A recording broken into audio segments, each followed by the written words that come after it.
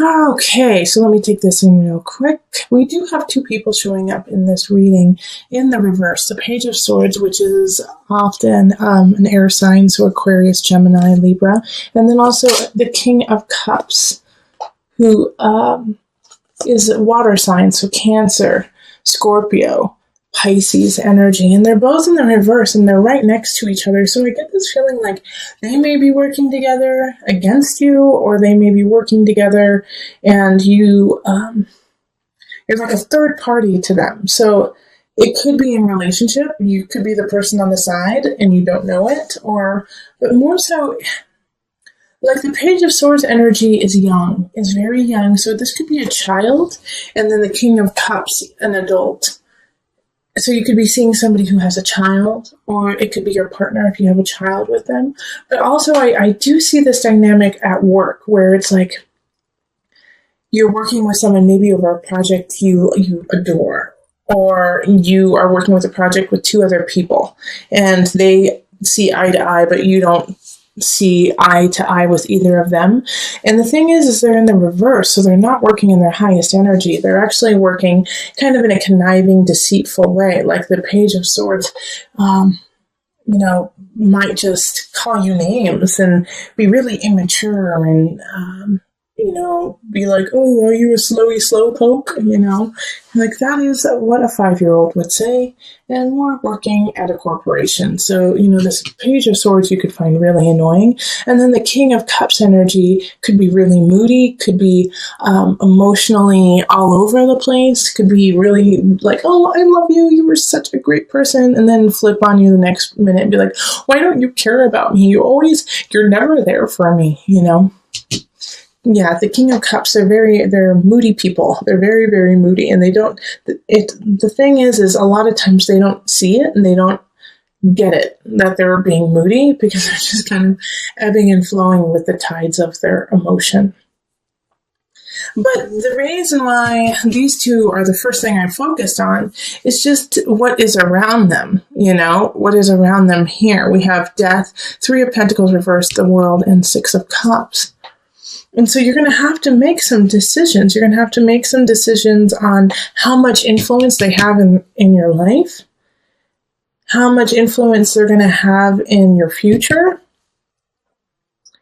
and if what they have to say really reflects who you are. Okay, 3 of Pentacles. They could be saying some really vicious things about you, about like your work, and they're not true. But are you going to take that in? Are you going to take that in as truth and then move on with that? Or are you going to put up a boundary, between you and these people who are not working in your best interest? And you have choices there because they're going to give you some chances to get out of that situation or to lessen your interaction with them. And it's going to be up to you to jump on that.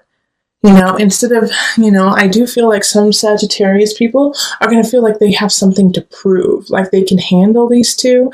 And so they're going to be like, no, I'm not stepping out. I'm going to, you Sagittarius, you guys are going to, try to puff up your feathers and be like, I'm not stepping down. But is this worth it? Because with the Death card here, it's like, that's not in your best interest. This is a Scorpio card. This is a Pluto card. Death being here is like, no, look a little deeper. Like, this is not what it's truly on the surface.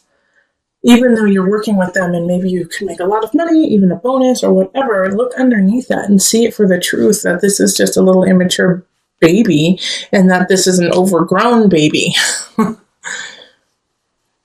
if you put all your focus into this situation, then you're going to lose out on other people who are ready to exit your life if you don't show them some attention. Knight of Staffs. And this is a fellow fire sign. So Sagittarius, Leo, who am I missing? Sagittarius, Leo, Aries. Like there's somebody here who wants your attention, who's worthy of it. And so you need to step up into that and say, oh my gosh, you're awesome. I'm so sorry. I've been so sidetracked with some babies. And there's a future with them. There's a future with them and there's this connection. It's like you look in their eye and it's like zap, yep. It's passionate, it's energetic. You feel alive with them. And if you're in a really solid relationship, and so you're not even in this realm of looking for somebody, this is you. This is a Knight of Staves. This is you. Fire. Get out of that situation so you can start a new beginning. And you have to take those steps to get to your future, to get to the world. Which is like, this is the end and the beginning, 21.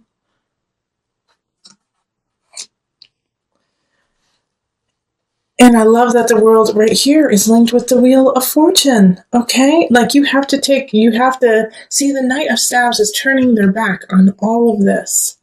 Turning their back on what is happening here with this malarkey, with these two people. And going off on their own adventure. You have to let this die.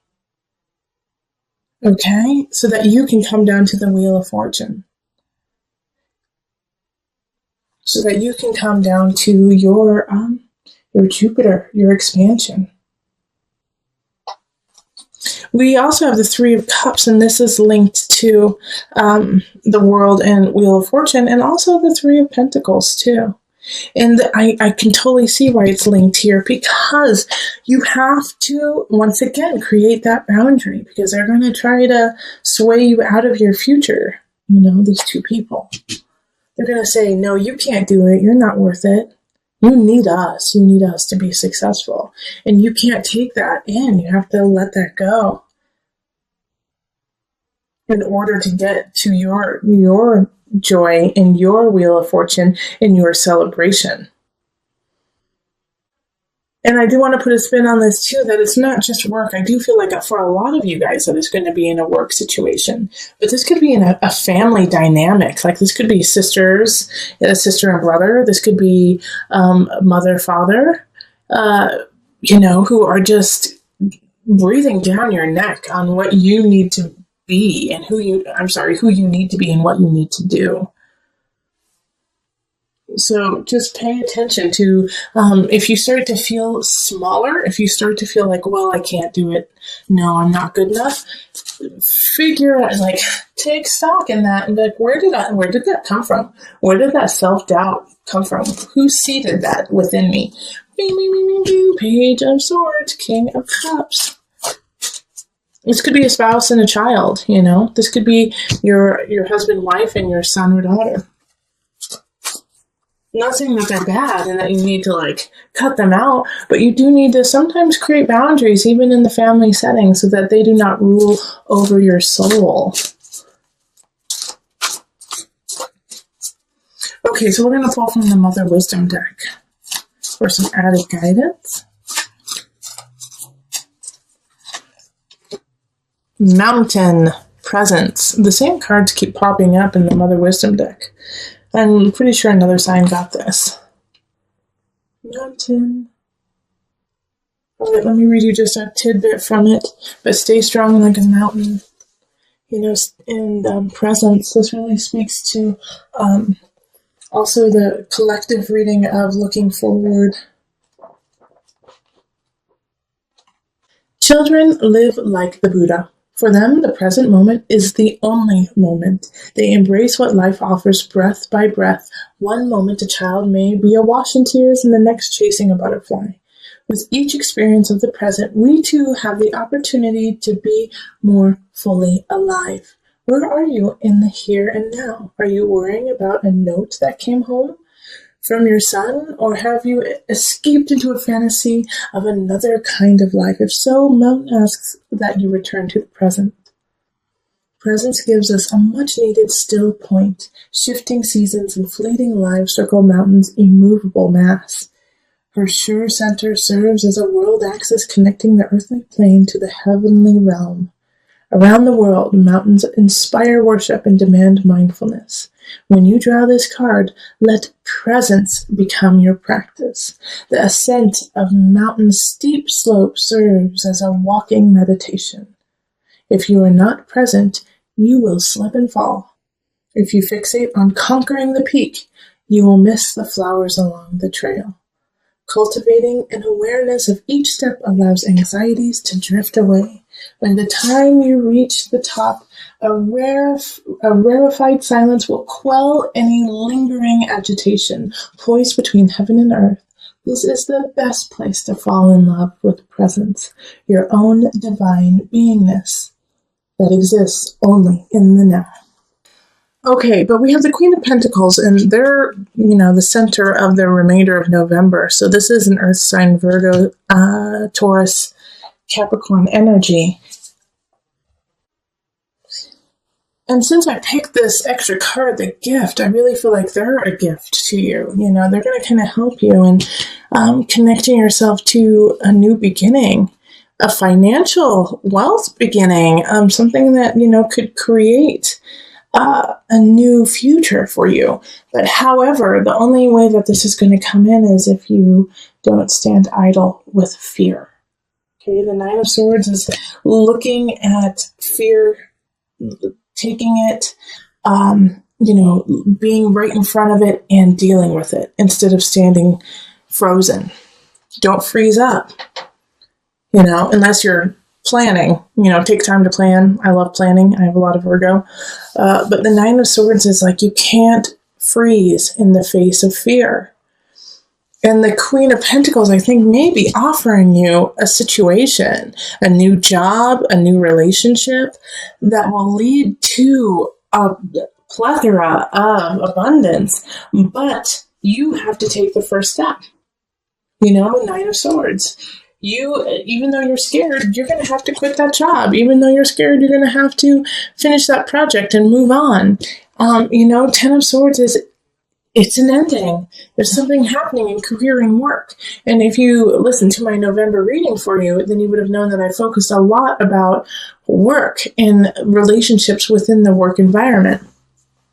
And so this is saying, it's time to let it go. Something's not working. You got to cut ties so that you can have this gift come in. And I know it's going to be hard because in relationship, there's some people who don't have your back, who are not like, okay, follow your heart, follow your dream, go for it. They're like, why the hell would you leave such a good job? You've got benefits. It's 9 to 5. It's easy to do. Why would you leave it? You're throwing away a good situation.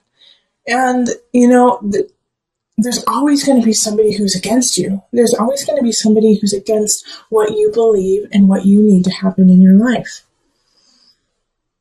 Now, with this, though, as you are leaving, this is the Virgo in me talking to you, and maybe I am your Queen of Pentacles right now, like, go for it. However, make a plan. However, when you leave, don't leave willy-nilly and be like, I'm just going to leave it. Come 100% up to Source. Source gave you a body. Source gave you a mind. Source gave you a heart and intellect. Use it. Okay? When people say, it does kind of drive me crazy when people are like, I'm just going to leave it up to God. If this is your life and God gave you this beautiful vessel and gave you this beautiful heart and this beautiful mind and this beautiful spirit, how dare you not use it? How dare you stand idly by and just be almost passive, be, I hate to say it, lazy? God didn't give you this vessel to sit around. God gave you this vessel to make a change, make a positive shift for you and around everyone around you. So don't slap God in the face by saying, I leave it to you. I'm not going to do anything. No, step up. Listen to your heart. I always say that. Listen to your spirit. Let God guide you into action. Okay? That is so important. That's why this gift is popping up. You have been given this gift of you, this gift of being. What are you going to do with it?